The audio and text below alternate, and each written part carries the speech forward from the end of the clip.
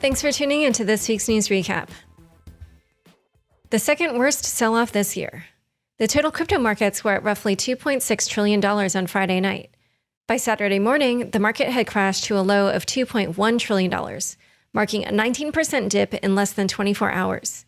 Bitcoin dropped roughly by $10,000 during this period to a low of $45,032, which amounts to a 34.5% price decrease for Bitcoin since its November 9th all-time high. It appears a massive round of liquidations fueled the wild price action. In a blog post, Glassnode explained that high open interest in Bitcoin futures markets could lead to an extremely volatile event. Glassnode wrote, "Legacy market weakness on Friday weighed on all assets globally, holding Bitcoin's price around $53,000 and near pivotal technical support. When price failed to hold, sell pressure triggered a cascade of long liquidations." And cascade it did. Data from CoinGlass shows that over $2 billion worth of long positions were liquidated on December 3rd. Overall, $5.4 billion in contracts from the Bitcoin futures open interest market were flushed out between Friday and Saturday. This accounts for a 24.5% decrease in the total value of the crypto markets, according to Glassnode. The analytics firm calculates that this was the second largest single-day change in futures open interest this year. The blog's Frank Chaparro reported that trading executives believe large institutional selling was also a factor. Chaparro cites one executive saying that a single institution sold more than $500 million in Bitcoin on Friday morning, which resulted in the aggressive liquidations. While the dip was bad news for those who got liquidated, it also left the opportunity to buy the dip, as El Salvador did, scooping up 150 extra coins at a sub-$50,000 price. In a turning point, Congress gives crypto a positive reception. On Wednesday, Circle's Jeremy Allaire, FTX's Sam Bankman-Fried, Bitfury's Brian Brooks, Paxos's Chad Cascarilla, Stellar's Danelle Dixon, and Coinbase's Alicia Haas appeared before members of Congress to discuss digital assets and the future of finance in a House Financial Services Committee hearing. According to the block, the crypto execs and Congress covered topics such as stablecoin regulation and issuance, the idea of a crypto-focused regulator, and the overarching theme of consistent crypto regulation across government regimes. Overall, outside of a few stray comments from Representative Brad Sherman, the crypto execs were met with apparent curiosity from most members of Congress. Web3 can empower anyone, said Representative Anthony Gonzalez, for example. The meeting, which took nearly 5 hours, seemed to be a success. Bankman-Fried, the CEO of FTX, tweeted, "I came in expecting some hostility and grandstanding, but instead found the discussion to be by and large productive and helpful." However, not all is rosy with regulators. Coinbase, whose CEO Brian Armstrong has expressed unhappiness with U.S. crypto regulation and who did not attend the hearing, is launching a DeFi platform that will allow users to earn yields on DAI deposits. Customers in 70 countries will have access to yields fluctuating between 2.83% and 5.39%. However, the U.S. will not be one of those countries, as the SEC recently threatened to sue the exchange if it were to launch a yield product. In related regulatory news, William Burns, director of the Central Intelligence Agency, told the Wall Street Journal this week that the CIA has multiple projects keeping track of the cryptocurrency industry. In response to a question about ransomware, Burns revealed that his predecessor had set in motion a number of different projects focused on cryptocurrency and trying to look at second and third order consequences as well, and helping with our colleagues in other parts of the U.S. government to provide solid intelligence on what we're seeing. Polygon acquires another ZK platform. Polygon, a sidechain working to scale Ethereum, announced the acquisition of Mirror Protocol, a zero-knowledge proof project, in a deal worth $400 million in Polygon's native token, Matic. The move comes after a similar deal with Polygon and ZK project Hermes, which was a $250 million merger.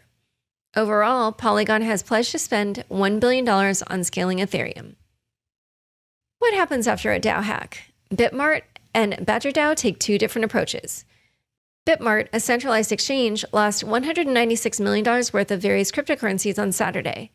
Sheldon Zia, BitMart's CEO, tweeted that the security breach was caused by a stolen private key that had two of our hot wallets compromised, which led to the loss of $100 million in Ethereum assets and $96 million in Binance Smart Chain assets. According to Zia, BitMart will use its own funds to compensate victims. To protect against a future breach, BitMart replaced all of its deposit addresses for all tokens. The aftermath of last week's BadgerDAO hack, in which the DeFi protocol lost roughly $120 million, is a bit more complicated. The exploit was a front-end attack that allowed hackers to change user transactions made on the website to steal funds. Celsius Network, a centralized lender, was one of the addresses affected by the BadgerDAO hack. We are working with Badger to recover all those funds. We are collaborating with them on the investigation, CEO Alex Mashinsky said in a live stream last week, confirming Celsius's involvement. On Twitter, there is speculation that Celsius lost roughly $50 million in the exploit. The insurance protocol used by BadgerDAO, Nexus Mutual, will most likely not pay out funds to compensate users, as its insurance coverage does not cover front-end attacks. That being said, Celsius Network's Twitter account claims that no Celsius client and user assets were affected. The account also says the Celsius Network has traced the attacker and reported that information to Badger. OpenSea is not IPOing. In an interview with Bloomberg on Monday, OpenSea's newly hired CFO Brian Roberts made a comment about the NFT marketplace holding an initial public offering, or IPO. When you have a company growing as fast as this one, you'd be foolish not to think about it going public, explained Roberts. He added, I've seen a lot of P&Ls, profit and loss statements, but I've never seen a P&L like this. Community backlash on crypto Twitter was swift, as many had speculated that OpenSea will be the next big airdrop to be released. On Tuesday, the CTO set the record straight on Twitter, writing, there was inaccurate reporting about OpenSea's plans. There is a big gap between thinking about what an IPO might eventually look like and actively planning one. We are not planning an IPO, and if we ever did, we would look to involve the community.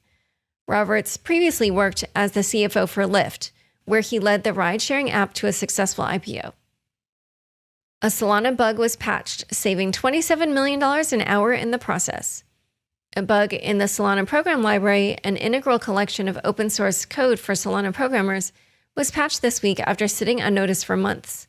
According to Neodyme, an auditor, the bug could have resulted in $2.6 billion in total value locked being at risk, with hundreds of millions in potential profit for hackers. In a blog post, Neodyme explained that one of its auditors initially found a seemingly innocuous bug in June. However, on December 1st, Neodyme noticed the vulnerability was still not patched. The team then calculated that the seemingly small exploit, which looked like a tiny rounding error, could be harvested at a rate of $7,500 a second, or $27 million an hour.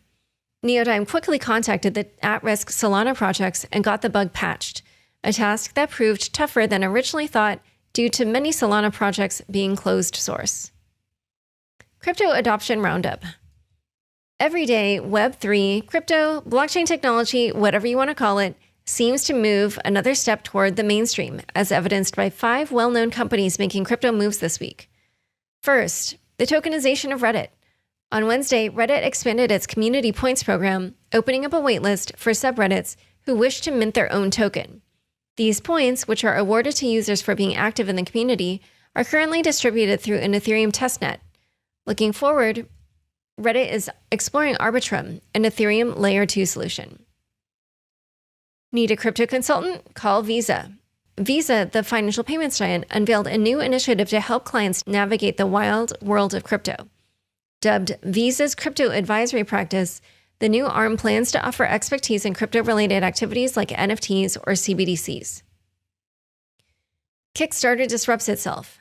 Kickstarter, the Web2 crowdfunding OG, announced plans to build an open, decentralized protocol that offers the same services as the centralized crowdfunding platform on the Celo blockchain.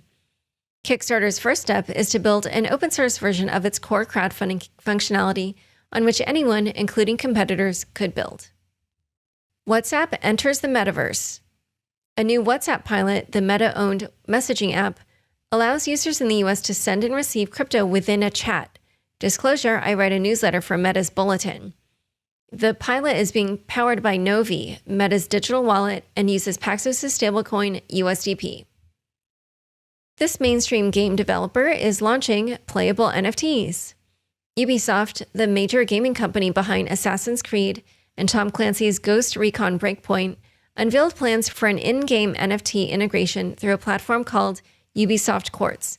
The NFTs, dubbed Digits, will be hosted on Tezos. To start, Digits will be playable on Ubisoft's Tom Clancy's Ghost Recon Breakpoint PC game. However, the Ubisoft community was unhappy with the announcement, with its YouTube trailer about Quartz receiving a 96% dislike rating over 22,000 votes. Time for fun bits. Mongoose coin. Brad Sherman, a California representative, was the most dissenting voice regarding the crypto industry during this week's aforementioned Crypto Meets Congress meeting. At one point, Sherman said, "The number one threat to cryptocurrency is crypto." He added, "Bitcoin could be displaced by Ether, which could be displaced by Doge," although I think he pronounced it Dodge, "which could be displaced by Hamster Coin." He didn't stop there, continuing down the crypto food chain. and then there is Cobra Coin, said Sherman. And what could Mongoose Coin do to Cobra Coin? This being crypto, the home of memes, a slew of Mongoose-themed coins popped up shortly after the session on Binance Smart Chain, Polygon, and Avalanche, with Decrypt reporting the BSC version jumping as high as 61,000%. All right, thanks for tuning in. To learn more about Jeff, Arca, and recent events at Sushi Schwab, be sure to check out the links in the show notes. Unconfirmed is produced by me, Laura Shin, with help from Anthony Yoon, Mark Murdoch, and Daniel Ness. Thanks for listening.